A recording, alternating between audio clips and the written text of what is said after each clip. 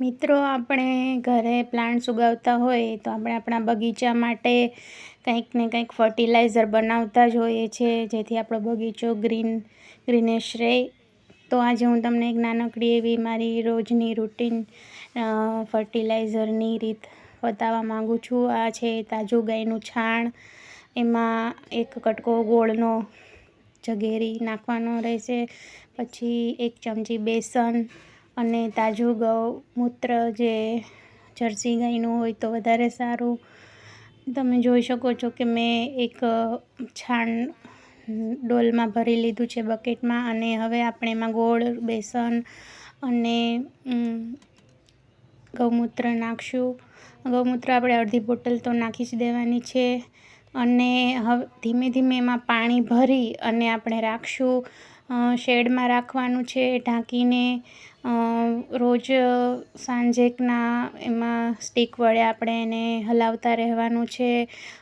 જો ગરમીના દિવસો હશે તો અઠવાડિયામાં બની જ જશે જીવામૃત, અને એમાં જોતા પૂરતા બધા ન્યુટ્રિશન પ્લાન્ટ્સને મળે એ માટે આપણે આ કોશિશ છે નાની. અને આ માટે ફૂલના કલર્સ અને પાનની લીલોતરીને ખૂબ જ સુંદર એવું આનું રિઝલ્ટ મળે છે.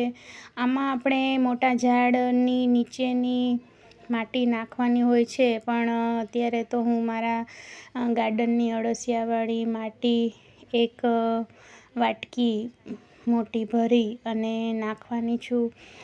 મારા માટે આ એક ખૂબ જ સરસ સાબિત થયું છે ફર્ટિલાઇઝર. ગાર્ડનમાં જો આપણે સારી રીતના ફૂલ ફળ જોતા હોય તો આવી રીતના આપણે નાનકડી કોશિશ કરશું.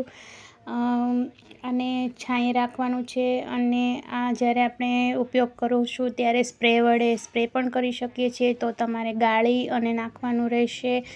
અને આને આપણે ડબલ પાણી સાથે ડાયલ્યુટ કરી, આમ તો ડબલ કરતાં પણ વધારે પાણી નાખીને ડાયલ્યુટ કરી અને પ્લાન્ટને પણ આપી શકો છો, સ્પ્રે પણ કરી શકો છો. અને ખૂબ જ સરસ રિઝલ્ટ. અને સાંજના સમયે જ સ્પ્રે કરવાનો રહેશે.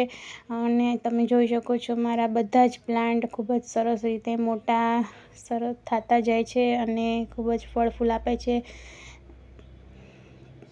હું માટી નાખતા ભૂલી ગયેલી, એટલે હવે માટી હું તમને નાખીને બતાવું છું.